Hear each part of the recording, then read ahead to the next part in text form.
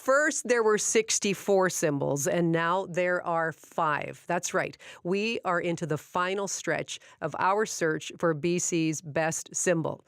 So the orca has swum ahead. The western red cedar is holding its ground. Totem poles are standing tall. And today, the BC flag is battling against the Ogo Pogo. So here to help break it down for us in the state of the race, we have our BC's Best Symbol panel. Ginger Gosnell-Myers is a fellow in decolonization and urban Indigenous planning at SFU's Centre for Dialogue. Good morning. Morning.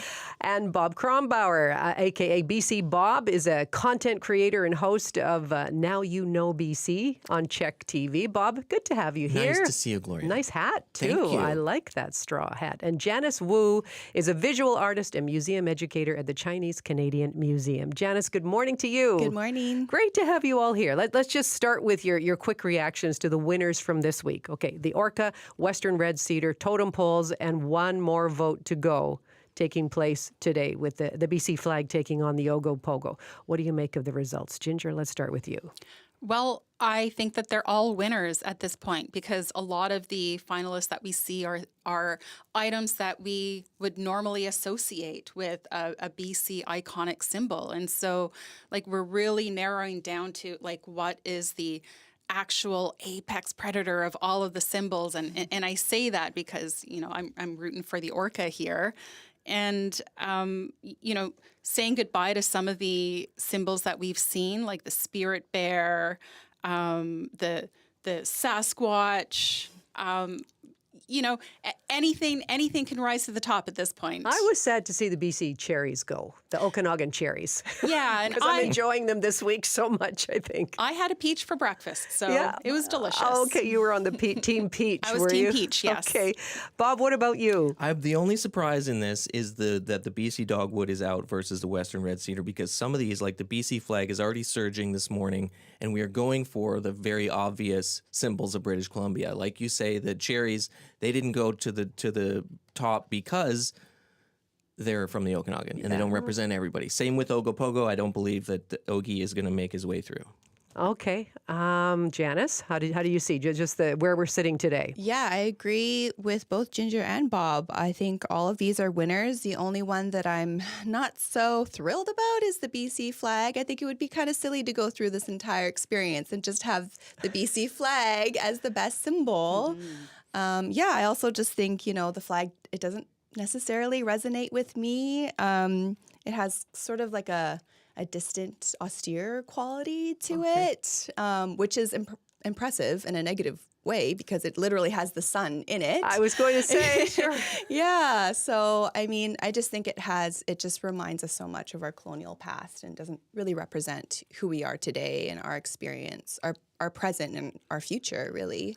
Okay. And Ginger, Bob was mentioning how surprised he was that the red cedar tree beat out the dogwood flower. What did you make of that matchup? Oh, I was so happy to see the red cedar forge ahead. I am wearing my cedar bark earrings today, and usually I do wear something cedar on me because it's medicine, it's protective, and the cedar is one of those unifying objects amongst all coastal First Nations. So, we're talking about totem poles not being representative of some of the southern or interior nations, and the cedar itself. It just has so many uses, and that's what people think about when they come to BC is our towering trees. And I know when I go away and I'm taking that plane ride into YVR, I just feel this breath of relief to see all of these trees around me. There's something very homey about the cedar tree, and I'm so glad that it beat out the dogwood, which I wasn't a big fan of. I'll agree with you. I'm not sad to see the dogwood go, and I wore this. This is a western red cedar hat, actually, that was just gifted to me from the Slalom First Nation.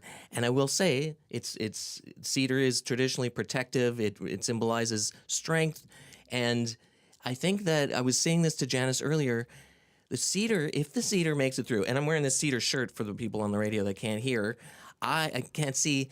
I think that this is the one that could really unite everybody because we had tree huggers, we had forestry, we have just the thing as itself, the tree, and totems are largely made out of Western red cedar. So let's go Western red cedar. Okay, we're getting a little ahead of things right now, but no, not at all. But I think you may be flagging something that perhaps this is where it's all going to end up. And Janice Ginger has already revealed her preference for the Oka here, but the Orca blew the spirit bear right out of the water this week. It won 69% of the vote. You know, we've had so many very, very close races along this. This one was a clear winner. What do you think it is about the Orca I'm that very happy resonates about so the strongly? Orca being the winner. I mean, when we talk about aspirational symbols, I did a little bit of research on orcas. They are a matriarchal society. All of orca family lineage is organized under the female lineage, and grandmas are revered in orca culture. They're the keepers of knowledge, so go orcas for that. I think that would make a really beautiful symbol. As well as when we were talking about the Western red cedar, I think it was mentioned last week, Stephen Quinn said, you know, it might be difficult to render the Western red cedar to have it be, you know, different or distinct from other trees. And to that I say, that's why you need artists. That's why you need creatives. That sounds like a problem a creative person could solve. Look at Bob's T-shirt right Exactly, now. that's That looks like a Absolutely. pretty nice symbol to me. Yeah. When we just see a little bit of the fronds, right? What do you call that? What do you call that part? Yeah. Beautiful. It's beautiful. And okay, Mr. Cedar Hat over there. Totem poles over Northwest Coast art. Both symbols, I mean, these are connected as well. So what did you make of that matchup? We talked about this last week, and it's kind of one or the other of the same thing, because in a way, Northwest Coast art, you know, it's the thing that sort of encapsulates totem poles. So we kind of just boiled it down. But speaking of orcas, if we do get orcas, that might be what we deserve, because as a symbol of British Columbia, when we came in and started fishing here, we started killing the orcas. Fishers would just shoot orcas off the side of their boat because they would compete with them to eat fish. the Chinook salmon, yes. And then we started revering them, and we brought them into captivity. We had Moby Doll, the first ever orca in captivity, was in British Columbia, dragged over from the Gulf Islands to Kitsilano, where it ended up dying. And now we are revering them as we watch them decline. And maybe that will be the symbol of British Columbia. But you're right. We know a lot more about them now. We are studying them. We are appreciating them. And Ginger, when you see these three symbols going into the finals, the orca, the cedar, the totem poles, all deeply connected to Indigenous history, Indigenous culture as well. So what do you think that says about how British Columbians perceive their identity today? Well, I think it's hard not to think about those three living beings when you think about BC, much more than the flag. And there are stories that go back thousands of years for each of those items. The orca, I have a story from Chief Ian Campbell from the Squamish Nation, and he talked about how orcas in the Salish Sea used to birth their babies just outside of the Ironworkers Bridge. And so now when we see the orcas struggle to have their babies, we should know it's because we've taken away the place where they felt safe enough to have their babies, and now they're having their babies out in the ocean, open ocean, and this is something that we need to be aware of, right? And so there's an importance of having these First Nation stories brought in to back up a lot of these objects, the cedar tree, the totem poles, the orca, and when it comes to totem poles, they're not always called totem poles along the coast. So we have house poles, which is more of a Kwakwaka'wakw term, and then we have house posts, which is Coast Salish items, and they all look a little bit different. But I think when we look at a totem pole or an Indigenous pole, there can be some varieties there as well. Okay, well, there's another matchup I want to look at, the one that's ongoing here. And Janice has already made some comments about the BC flag. But Bob, when you look at this battle, the BC flag in the lead right now against the Ogo Pogo. Yes. The flag is already an official emblem. The other is a mythical creature. So what does that say about our provincial identity that these two are going head to head? I think it will be hilarious if the BC flag makes it as the the unofficial official symbol of British Columbia, because it already is. And maybe we will get what we deserve out of this, because putting it up against Ogo Pogo is also not fair, because again, the Ogo Pogo is in the Okanagan. It doesn't represent everybody. The BC flag does not represent everybody. It's got the queen on it. It's got I don't even know what it represents fully. I probably should, but I don't think it represents us as a people. Does it represent us as a province on your iPhone as an emoji? Yes, 100%. So if that's the question, sure. But do we aspire for that to be our symbol? No. Do I aspire to have what I'm represented as be the symbol on the washroom that I use? No. Don't vote for the BC That's flag. a leap. Okay. Thank you very much for that. Now, Janice, there are a lot of favorites that you've had discussions about throughout the race here. Sockeye salmon, the spirit bear, Okanagan wine was a favorite for some. The Terry Fox statues as well. There are so many of them that mean so much to British Columbians. Are there other symbols, or maybe some of those that you think should have made the finals? Well, I mean, there's so many that we said goodbye to that I had affinities toward. I had, already spoken about the pirate pack and, my childhood memories with that. But yeah, no, I'm pretty happy with, orcas being in the lead. What else did I'm also Okanagan cherries. That would have been my pick over peaches as well, just because it's like a good picnic snack. It's something that you can share. It's a communal kind of food. So no, it's true. I definitely was more on the cherry side. Ginger, what about for you? Any fallen heroes? You're just saying, oh, I wish this one was still in the game at this point. Yeah, I'm thinking about the couch and sweater, right? Yes. Because it's been around for so long. My couch and sweater has been with me for decades. It was actually my auntie's couch and sweater.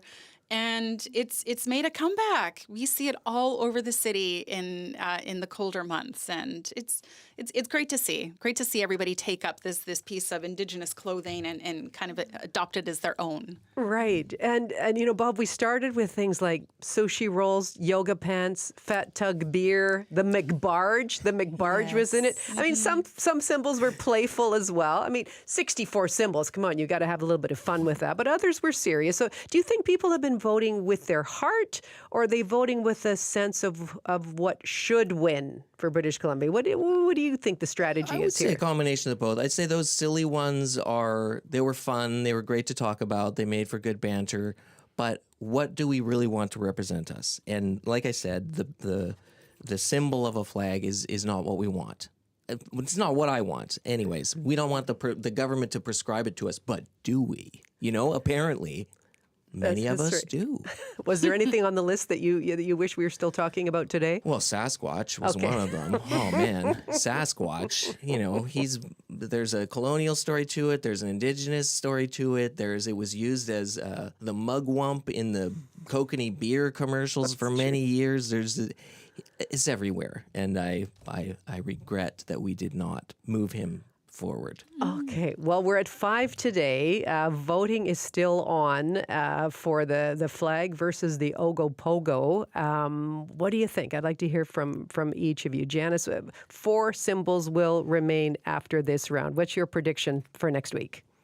Well, I think that the BC flag, unfortunately, will take over Ogo Pogo. We had talked about this, with Ginger and I, supernatural BC, right? So when I talked about symbols at the very beginning, symbols should evoke a feeling.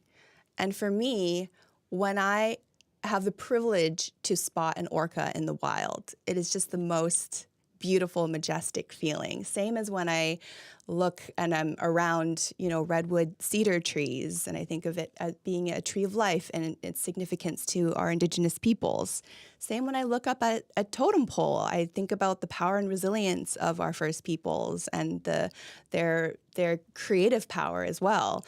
Not so much when I look at the flag. It does not spark that much joy for me. So for me, a symbol should evoke a strong feeling, and that's how I feel about that. I see. Ginger, would you like to add to that? Where do you think we'll be at next week with the final four? Oh, that was so well said, Janice. I totally agree. I would love to see the orca make it through to the end. I mean, but I don't know who these are going up against. Is it going to be orca versus cedar? Is it going to be totem pole versus flag? I don't know. We're down to crunch time, and there's some of them I don't want to see go. I do want to see the flag go, though, right? So please, people, don't vote flag. Okay, well, I think you're all three on board with that one, aren't you? Go Ogo Bob? Pogo. Yeah. What do you see as a final four? Those, yeah. And I'm going to predict that orca is going to win. Okay. I think it's a no-brainer. I think, like, it's been just killing all the ones that anything it goes up against, and it's powerful. Everybody recognizes it as the coastal thing, even though it doesn't represent the entire province. As a British Columbia thing, it is very British Columbia. It's been such a treat hearing from all of you each week as well. Thank you for bringing your British Columbia passion to the conversation. Okay, that's Ginger Gosnell-Myers, a fellow at SFU Center for Dialogue. Bob Kronbauer is the host of Now You Know BC on Czech, and Janice Wu is a visual artist and museum educator at the Chinese Canadian Museum. Voting is still open right now for the provincial quadrant. You can vote for the BC flag or the Ogo Pogo. Just head to cbc.ca/bestsymbolbc or follow the hashtag BestSymbolBC.